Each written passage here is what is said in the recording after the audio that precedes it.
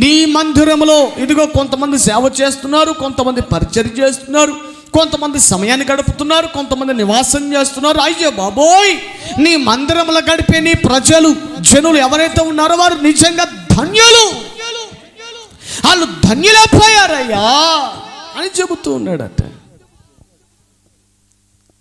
కోరహు కుమారులు ఇంకో సందర్భంలో కూడా ఈ మాట రాస్తున్నారు. కీర్తన కాదు కానీ ఈ సందర్భంలో ఈ మాట రాశారు. ఏమిటంటే వారి కళ్ళకు ఒక దృశ్యం కనబడింది. ఏమిటంటే వాన కోవెల అన్నట్టు, వాన కోవెల అనబడిన ఒక పక్షి. చెప్పండి ఏమిటి అది? వాన కోవెల. ప్రియులారా, ఈ వాన కోవెల అనేటువంటి పక్షి కట్ట పిల్లలు పుట్టడానికి సమయం వచ్చింది. దీనికి పిల్లలు పుట్టడానికి సమయం వచ్చింది. అయితే పాపం దానికి ఎక్కడ కూడా స్థలం దొరకట్లేదట. ఈ వాన కోవెల అనబడినటువంటి పక్షికి గూడుని ఏర్పరచుకుందామంటే ఎక్కడ స్థలం దొరకట్లేదు. పాప ఆ చెట్టు మీదకి వెళ్ళింది, ఈ చెట్టు మీదకి, ఆ చెట్టు మీదకి వెళ్తే కాకి తరుముతుంది, ఈ చెట్టు మీదకి వెళ్తే ఇంకో పక్షి తరుముతుంది, ఇంకో చెట్టు మీదకి వెళ్తే ఏమండి అక్కడ ఉన్నటువంటి కొన్ని పక్షులు తరుముతున్నాయి. ఇది మా చెట్టు, కొద్దిగా మేము ఎక్స్పీరియన్స్గా కొన్ని నాళ్ళ నుంచి ఇక్కడ ఉన్నాం, నువ్వేంటే మధ్యలో వచ్చే పక్కకని ఆయా చెట్ల మీదకి వెళ్దాం అనుకున్న ప్రతిసారి ఏవో ఒక పక్షులు ఏమంటే ఈ వాన కోవెల అనబడినటువంటి పక్షిని తరుముతున్నాయి అట. జస్ట్ ఊరికి ఇలా జరిగి ఉంటుందని అంతే. ఈ మ్యాటర్ అంతా రాయబడలేదులే. కోరహు కుమారుల కళ్ళకు కనబడిన దృశ్యం ఇదంతా, వారి కన్నులకు కనబడిన దృశ్యం. ఈ పక్షికి గూటి స్థలం కోసం ఎతుకుతా ఉంది. ఎక్కడుంది నా గూటి స్థలం? అయ్యో, పిల్లలు కనటానికి సమయం వచ్చిందే, గుడ్లు పెట్టాలి, నా బిడ్డలను, నా పిల్లల్ని, నా గుడ్లను ఎక్కడ నేను భద్రంగా కాచుకోవాలి? స్థలమేది? భద్రంగా కాపాడుకునేటువంటి స్థలమేది? ఏ చెట్టు మీదకి వెళ్దామని అందరూ తరవేస్తున్నారు, అందరూ చీ అంటున్నారు, అందరూ కాదంటున్నారు. నాకేది గూటి స్థలం దొరకట్లేదే, నాకు సరైనటువంటి భద్రతా స్థలం ఎక్కడ నాకు దొరకట్లేదే, నాకు సరైనటువంటి వాసస్థానం ఎక్కడ ఉండట్లేదే అని వాన కోవెలనట తన గూటి స్థలం కొరకు వెతుకుతుంటే బలిపీఠం దగ్గర అన్నట్ట ఆ గాల్లో ఎగురుతూ ఎక్కడికి వచ్చి వాలిందో తెలిసే? బలిపీఠం దగ్గరకు వచ్చి వాలిందట. మందిరములు ఉండే బలిపీఠం దగ్గరకు వచ్చి రాలింది. ఎవరు తోలట్లేదు, ఎవరు కాదనట్లేదు, దేవుడు కూడా కారణం లేదు. ఏమంటే దేవుడు చూశాడు, ఏమంటే దేవుడు ఆ పక్షిని కూడా గమనించాడు. దేవుని స్తోత్రం కలుగును గాక. అట్టటి చెప్తారండి, పక్షులను దేవుడు చూడటం ఏంటంటే, ఏమంటే యోబు గ్రంథకర్త అంటాడు, ఏమండి కాకి పిల్లలట ప్రతిరోజు దేవునికి వాటికి ఆకలైన ప్రతిసారి దేవునికి మొర్ర పెడుతున్నాయట. వాటికి మొర పెడుతుంటే వాటి ప్రార్థన ఆలకించి, వారి మొర్ర ఆలకించి వాటి ఆకలిని తీరుస్తున్నాడట. కాకి ప్రార్థన ఆలకించిన దేవుడు, కాకి స్థితిని చూసినోడు, కాకినే గమనించినోడు ఈ వాన కోవెల పక్షిని కూడా దేవుడు చూడడా? ఏమంటే కీర్తన భాగంలో మత్తయి సువార్తలు అంటాడు, ఆకాశ పక్షులను చూడండి అని అంటున్నాడు. చూడరా రే పలకడీడు, ఆకాశ పక్షులను చూస్తున్నారా? ప్రతిరోజు ఆకాశ పక్షులను. ఏమండి కాకొకటి ఆకాశ పక్ష కాదు కదా, మనకు తెలిసిన పక్షులు ఎన్ని ఉన్నాయి చెప్పండి? కాకి, పావురము, ఏమండి ఇంకా గ్రద్ద, ఇంకేంటి గువ్వలు, ఇంకేంటి పక్షుల పేర్లు ఏంటి? అంతేనా? చిలక కూడా పక్షే కదా, చిలకలు, కొంగ, గోట్లగువ్వ, ఇవన్నీ పక్షి జాతులే కదా. ఆకాశముల విహరించేటువంటి, రెండు రెక్కలు కలిగి విహరించేటువంటి, ఆకాశములో ఎగిరేటువంటి ప్రతిదీ కూడా పక్షే కదా. గమనించండి, దేవుడు అంటున్నాడు, ఆకాశ పక్షులను చూడండి, అవి విత్తవు, కోయు, అయినా పరలోకపు తండ్రి వాటిని, ఆ మాట సూపర్ ఉంటుంది, పరలోకపు తండ్రి వాటిని, వేటిని ఆకాశ పక్షులనట. అంటే అందులో కాకుంది, గర్దుంది, కొంగుంది, గొడబాతుంది, గొడ్ల గోబుంది, గొవ్వలున్నాయి, పావురాలున్నాయి. ప్రతి పక్షిని కూడా దేవుడు గమనిస్తున్నాడు, ప్రతి పక్షిని దేవుడు చూస్తున్నాడు. అందులో ఈ వాన కోవెలను కూడా దేవుడు చెప్పు ఈ వాన కోవెలను కూడా చూస్తున్నాడు. ఎక్కడ ఉంది మాట? 3వ వచనంలో మీరు చూడగలుగుతారు. అది వాన కోవెల, ఇదో పక్షి. ఈ వాన కోవెలకు గూటి స్థలం కోసం వెతుకుతుంటే ఎక్కడ దొరకకపోగా మొత్తం అంతా తిరిగి తిరిగి తిరిగి మందిరములోనికి వచ్చిందట. ఈ దృశ్యాన్ని ఎవరు చూస్తున్నారు? కోరహు కుమారులు చూస్తున్నారు. అయ్యో, మాకెట అవకాశం లేదే, ఈ పక్షి బలైపోయింది మందిరంలోనికి, ఎవరు కాదనలేదేమిటి అని చూస్తూ ఉన్నారు. ఎక్కడుండి చూస్తున్నారు వీళ్ళు? మందిరం యొక్క ఆవరణంలో నుండి చూస్తున్నారట, లోపలకు కూడా కాదు. ఆవరణం బయటే ఉండి అన్నిటిని గమనిస్తున్నారు, అన్నిటిని చూస్తున్నారు, తమ పుస్తకాలలో రాస్తున్నారు ఈ సంగతులన్నీ. దేవునికి మహిమ కలుగును గాక. హల్లెలూయా. గూటి స్థలము లేనటువంటి వానకోవెలకి గూటి స్థలం ఎక్కడుందా అని తిరుగుతున్న తనకి ఒక ఆధారం అని దొరికిందట. అది ఎక్కడ? మందిరములో బలిపీఠము దగ్గర. బలిపీఠము యొద్ద వానకోవెల పాపం ఎంత ప్రయాసపడి ఉంటుందో, ఎంత కష్టపడి ఉంటుందో, ఎన్ని తిరుగులు తిరిగి ఉంటుందో కదా. ఒక సిటీలో ఏమంటే ఈ రోజుల్లో బాడుగా ఇల్లు దొరకాలంటే పాపం కొంతమంది సొంత గృహాలు లేని వాళ్ళు సిటీలోకి వెళ్ళి బ్రతకటానికి వెళ్ళినటువంటి వాళ్ళు బాడుగా ఇల్లు కోసం తిరిగి తిరిగి తిరిగి పాపం కాళ్ళు మోకాలు చిప్పులు అరిగిపోతూ ఉంటాయి. నొప్పులు. అది ఏమంటే కొన్ని చోట్ల దొరుకుతుంది, ఏమంటే అవైలబుల్లో ఉందనంటే, అందుబాటులో ఉందనంటే, ఖాళీగా ఉంది అని చూడంగానే వెళ్తారు. వెళ్ళంగానే అక్కడ ఒక చిన్న ఆటంకాలు పెడతారు. మీరు మా కులపోలేనా? ఈ మధ్య కాలంలో ఎవరైనా ఇంట్లో రావచ్చు, కానీ క్రైస్తవుడు మాత్రం ఇళ్ళలోకి రాకూడదు అంటున్నారు.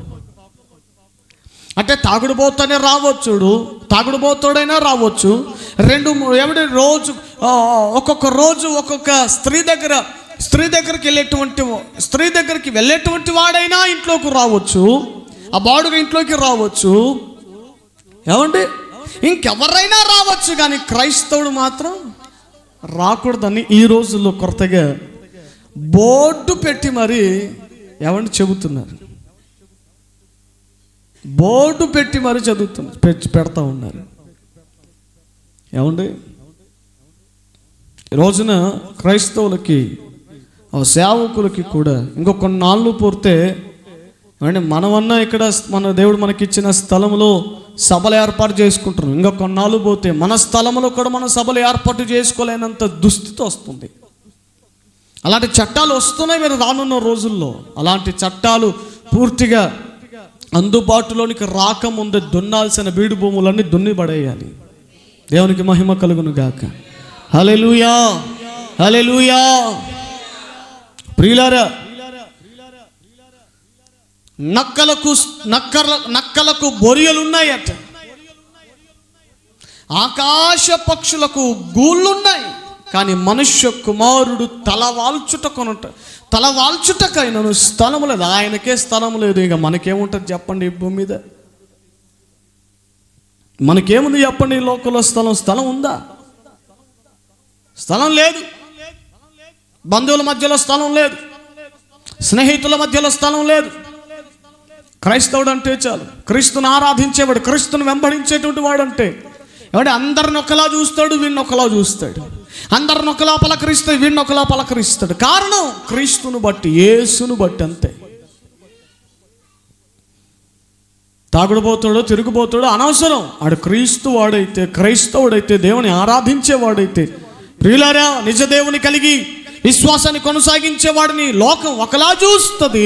చూడటం మాత్రం కాదు, స్థలం కూడా ఇవ్వదట. స్థలం ఇవ్వదు. ఈ వానకోవెల పరిస్థితి చూడండి. పాపం తిరిగింది. ఎక్కడ తనకి గూటి స్థలం దొరకలేదు. ఎక్కడ గూటి స్థలము దొరకకపోగా ప్రయాసంతో అలసిపోయింది. ఏమండి, సొలసినటువంటి ప్రాణముతో ఏమండి మందిరం పైకి వచ్చి కూడా వాలిందట. ఈ వానకవలు అనుకుని ఉండొచ్చు, అయ్యో అందరు నన్ను కాదన్నారు, ఆ పలానా చెట్టు మీదకి వెళ్తే పలానా కాకి నన్ను తరిమింది, ఈ చెట్టు మీదకి వెళ్తే పలానా పక్షి నన్ను తరిమింది, ఈ పలానా చెట్టు మీదకి వెళ్తే పలానా ఎక్కడ నా గుడ్లను పొదిగిన తర్వాత పిల్లల్ని పుట్టించుకున్న తర్వాత ఎక్కడ ఈ గద్దొచ్చి నా పిల్లల్ని తీసుకుని వెళుతుందో అలా కూడా నాకు నమ్మకం లేదు. కాబట్టి ఇక్కడ ఉన్నటువంటి ఈ మందిరంలోనైనా నాకు స్థలం దొరుకుతుందా, ఈ మందిరంలోనైనా నాకు భద్రత దొరుకుతుందా అని భయముతో ఎవడి బీకులతో ఎవడి ఆ ప్రయాసముతో అలసిపోయినటువంటి ప్రాణముతో భయముతోనే మందిరంలోనికి అడుగు పెట్టిందట. స్తోత్రం చెప్పండి గట్టిగా. ఎవరు కూడా చీ అన్నట్లేదు, కాదనట్లేదు, హై అనట్లేదు, తోలట్లేదు. అందరూ ముందు దేవుడు దానిని అనుమతించాడు. స్తోత్రం చెప్పండి. దేవుడే అనుమతించాడు. వానకోవిల పక్షి, నీకెక్కడ స్థలం దొరకలేదు కదా, నీకెక్కడ ఆదరణ లేదు కదా, ప్రయాసపడి గాలి వాన చేత కొట్టబడిన దానా, అటు ఇటు తిరిగి వేసరిపోయిన దానా, అటు ఇటు ఇదిగో గమ్యము ఎర్రగని స్థితిగతుల మధ్యలో అటు ఇటు తోలనాడిన దానా, నా మందిరమే నీకు ఆశ్రయమవుతుంది, రాణ మందిరములోనికి. ఇవన్నీ వీటన్నిటిని ఎవరు గమనిస్తున్నారు? కోరాహు కుమారులు. చక్కగా మందిరంలోకి వచ్చి వాలిందట. వాలి ఎక్కడికి వెళ్దాం అని గెంతుకుంటూ చిన్నగా బలిపీఠం దగ్గరికి వెళ్ళిందట. ఎక్కడికి వెళ్ళింది? బలిపీఠం దగ్గరికి వెళ్ళింది. ఎవరు వెళ్ళారు? వానకోవెల అంటే పక్షి బలిపీఠం దగ్గరికి గెంతుకుంటూ వెళ్ళి, ఇక్కడ నాకు స్థలం దొరికింది, ఇక్కడ నాకు పిల్లలు పెట్టుకోవడానికి నా పిల్లలకు కాపుదల ఉంది, నాకు కాపుదల ఉంది, నా గుడ్లకు భద్రత ఉంది, నాకు కూడా ఇక్కడ భద్రత ఉంది. ఈ స్థలంలోనికి ఏ కాకి రాదు, ఏ గ్రద్ద రాదు, ఏ పాము రాదు, ఏ క్రూర జంతువులు రావు, ఏ హాని, ఏ అపాయం, ఏ ఆపద నాకు రాదు. ఈ బలిపీఠం యొద్ద నాకు స్థలము శ్రేష్టమైనది నాకు దొరికింది అని ఆ బలిపీఠం దగ్గరే ఏమండి స్థలం ఏర్పరచుకుని, ప్రియులారా, ఆ బలిపీఠం దగ్గరే పిల్లల్ని పెట్టుకుంది. ఆ బలిపీఠం దగ్గరే ఆహారం కూడా సమృద్ధిగా టైం టు టైం సమయానికి ఆహారం కూడా దొరుకుతుంది. వీటన్నిటిని గమనించినటువంటి ఆవరణం దగ్గర ఉన్నటువంటి కోరహు కుమారులు, అయ్య బాబోయ్, నీ మందిరంలో గడిపితే ఎంత ధన్యతయ్యా, నీ మందిరంలో గడిపితే ఇంత ఆశీర్వాదమా, గూటి స్థలము లేనటువంటి ఓ పక్షికి నీ మందిరంలో గూటి స్థలము దొరికిందే. అంటే గూటి స్థలం దొరకటం అంటే ఏంటి? విశ్రాంతి దొరికింది. ఎవడి నిత్యము పోరాటముల మధ్య, నిత్యము ఆరాటముల మధ్య, ఎవడి సమస్యలతో, నిత్యము ఆపదలతో, ఎవడి ప్రాణపాయ స్థితిగతుల మధ్య మందిరము ఆ పక్షికి ఒక ఆశ్రయమైంది. ఎందుకు? నీ మందిరమునందు నివసించేవారు ధన్యులని కోరహు కుమారుడు నువ్వు ఎందుకు రాస్తున్నానంటే, అయ్యా నీ మందిరమున ఆశ్రయం ఉంది కాబట్టి. దేవుని స్తోత్రం. నీ మందిరము ఒక ఆశ్రయము. ఎవరికి ఆశ్రయము? దిక్కులేనోడికి, ఆపదలలో ఉన్నటువంటి వాడికి, అపాయముల మధ్యలో ఉన్నటువంటి వాడికి, ప్రాణాపాయ స్థితిగతుల మధ్యలో ఉన్నటువంటి వాడికి, ప్రియులారా కృంగిపోయినటువంటి వాడికి మందిరము ఒక ఆశ్రయ స్థానము. అందుకే నీ మందిరమునందు నివసించువారు ధన్యులు. మనమేమో ఎక్కడెక్కడో నివాసం చేయటానికి ఇష్టపడుతూ ఉంటాం. ప్రియులారా, వాస్తవానికి నేను ఇంట్లో పడుకోవటం కంటే మందిరంలో పడుకోవటానికి నేను చాలా ఇష్టపడుతూ ఉంటాను. మొన్న ఎందుకో బాగా అనిపించి మందిరంలోనే, చలిగా అనిపించిన మందిరంలోనే బలిపీఠం మీదే ఏమండి ఆ తల్లిని తెచ్చుకొని దుప్పటి కప్పుకొని పడుకున్నాను. ఇంట్లో నాకు అంత మంచి నిద్ర రానిది బలిపీఠం మీద పడుకోగానే ఏమంటే ఆ రాత్రి సుఖమైన మంచి నిద్రను దేవుడిచ్చాడు. హల్లెలూయా. మందిరములో నీ మందిరమునందు నివసించువారు. పరిశుద్ధ గ్రంథములో మందిరములో నివసించిన వాళ్ళు ఏమయ్యారు? మందిరములో గడిపిన వాళ్ళు ఏమయ్యారు? ఏమండి, మనకేమో మందిరములో గడపటం అంటే మనకేమో నామూషి. మందిరములో గడపటం అంటే, మందిరానికి రావటం అంటే మనకు ఏదో రీతిగా ఆలోచన చేస్తాం. కానీ మందిరం యొక్క శ్రేష్టత నువ్వు గమనించగలిగితే, మందిరం యొక్క ఆశీర్వాదం ఏంటో నీకు రుచి చూడగలిగితే, ప్రియులారా, మందిరాన్ని నువ్వు విడిచిపెట్టవు, వదిలిపెట్టవు. ప్రియులారా, నీ మందిరమునందు నివసించువారు ధన్యులు.